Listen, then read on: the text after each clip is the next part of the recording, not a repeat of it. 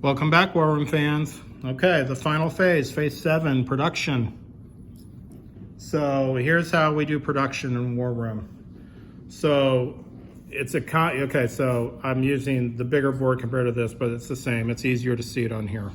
So what we're gonna do is the first step is mark starting resources. And what that means is you're gonna look at your pegs, and we're gonna go with Germany here. So let's just say this is the opening turn. So what you're gonna do is it says mark starting resources. And what that means is down here, you're gonna write in what your current value is. So you got 6 oil, 12 iron, and 19 OSRs, okay? So that's where you're gonna write in your starting resources. Then the next thing is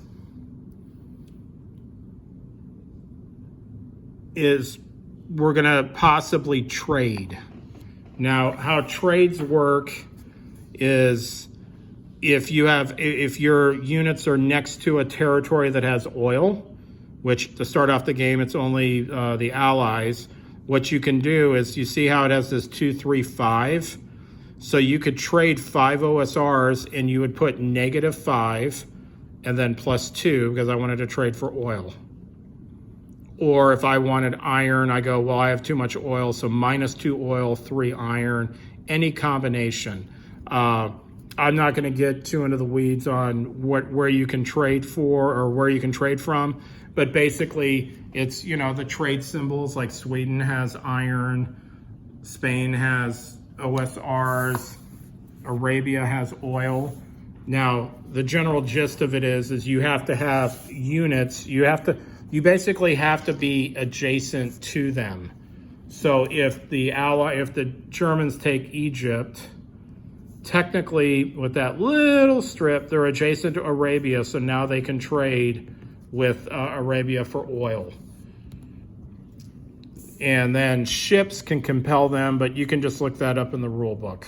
It's a real simple, it's only like 1 paragraph long. You can just read that up on yourself, but that's basically how you do trades.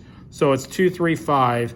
So but you can't, so -5 OSR for 2 oil, -5 OSR for 3 iron. So let's just say we traded 5 OSRs for 2 oil and we were Germany, okay? So now what it's called is you basically transfer up here the numbers from down here. So if we traded for 2 oil and we're Germany, we would then write up here, I have 8 oil, 12 iron, and 14 OSRs. Because remember, we had 19, we traded 5, so I have 14. We had 6, I traded the 5 for 2, so +2, 8, and iron's the same. Now, what we're gonna do here is now we know our totals, and then here's your cost. So let's just take an armor unit. It's gonna cost 1 oil, 2 iron, 1 OSR. So let's just say you wanna build 2 of these. So you're gonna write a 2 here to reflect on building 2 armor. Then in this square, you're gonna write 2 for 2 oil. This square, you're gonna write 4 because you're spending, you got 2 tanks, so that's 4 iron and then 2 OSRs. And then you just start adding them up, building what you can. And remember, I have 8 oil, so I can't spend more than 8 oil. And I can't spend more than 12 iron, so you'll have your values here and you can start adding them up and doing your thing. And then down here, let's just say I spent 7 oil, 11 iron, and 13 OSRs. So then I would have 1, 1, and 1 left at the end, okay? So then how you reflect that is you move your pegs all down and you got 1 straight across the board. Obviously, if you have 0, you put them in a 0. So you can save resources, but that's the thing. You write in when you start production, you write in your initial off your pegboard. If you do any trades, obviously, if you don't do any trades, that stays the same. And then you write them up here, and then you guys start just buying them, okay? Buying your units. Now notice the commercial goods I talked about in morale phase. It's a 5 asterisk, which means you can spend 5 of any resource. So you could do 3 OSRs, 1 iron, 1 oil, however you want. Let's say you did it that way, so you'd write 1, 1, 3. Okay? Now, we won't get into, there's obviously a pattern here, and you can see the importance of certain resources, but that's a discussion for a different day. So basically, all you're going to do is just write, well, I'm building this turn, I'm building 4 infantry, 2 artillery, 2 armor, and 1 sub, okay?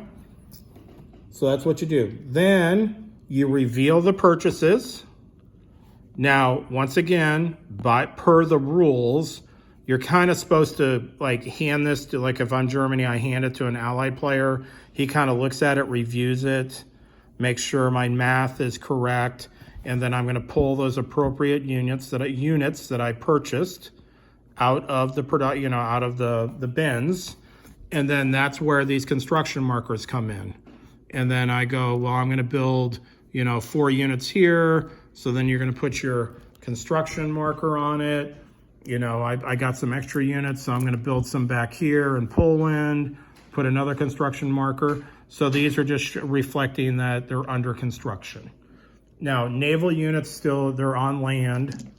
You don't have them in sea when they're being produced, but when they come out, whenever you build a naval unit, it always comes out in the sea zone that has the port. There's not many, but France is a good example. Notice France, the port of Brest is on A15. Kiel, they don't have that in here. I forget what the other major port was up here, but they go into A5. Germany cannot build naval units into A6. There's a couple places like that on the map, but that's just how naval production works. So if you build naval units, then they come out in here. Now, during the strategic bombing phase, units that are under these smokestacks or construction markers, when the bombers come in and roll their 4 dice, instead of, when they roll their 4 dice, I'll just roll 4 here real quick.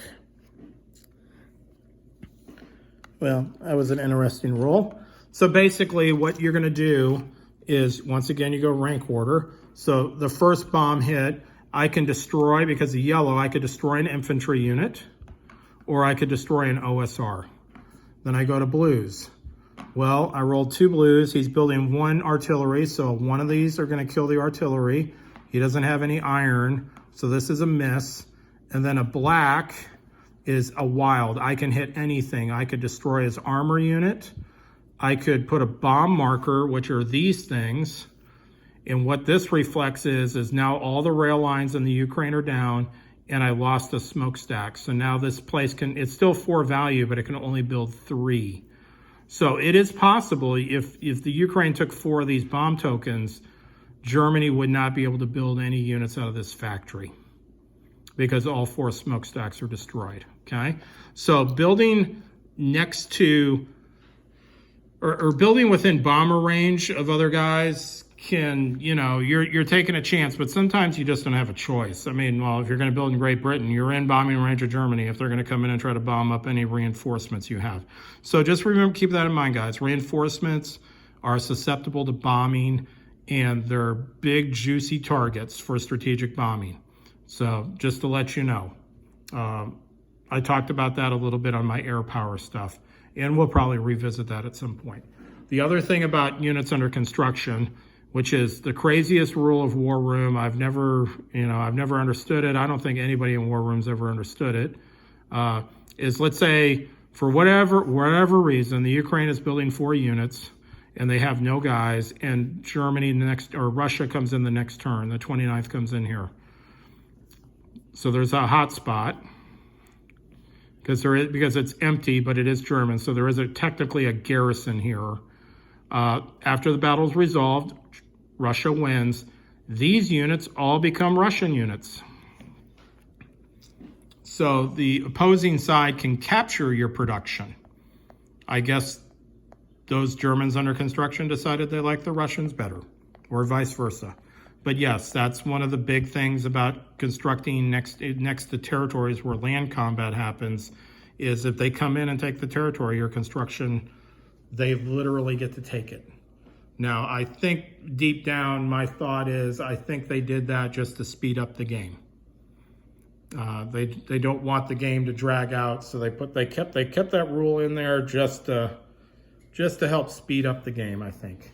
But that's just my thought. But that's how the rules are. So if you have units under construction and the other guy takes over that territory, they join the invading army. Okay? And that's it. So basically we're going to, write in our starting values, do any trades, transfer our starting value or our starting value plus trades up here. We're going to build our, the number of units goes here. You're going to keep track of your oil. So like, when the whole chart's filled in, you go, well, I got 8 oil. You go, I got 2, that's 4, 5, 6, 7, 8. Okay, so I spent 8. You just do that for each column, add it all up, and bam. Then you transfer all the units you purchased onto the board, place them within the smokestack limitations, and put your construction marker on it. And voila, you're done. And then everybody breathes a sigh of relief, grabs a Coke or a beer, maybe talk about it for 5 minutes, and then you start the next turn and go straight back to direct national economy and start the next turn. Okay? So that's how you play War Room, guys. It's a very simple game. And once you play it once or twice, you'll know how to do all this stuff. It's very easy once you start playing it. You'll figure it out real quick. All the new guys I've played with, especially at Board Game Geek, after that first game, they all basically came away from the game knowing how to play War Room. Now they were just intrigued to come play again because now they realize they made tactical and strategic mistakes. And so it really gets their juices flowing to play again and try out new strategies and new tactics. Okay, so I hope this video series helped all the new guys out on just a basic how to play War Room. Talk to you guys later. Bye.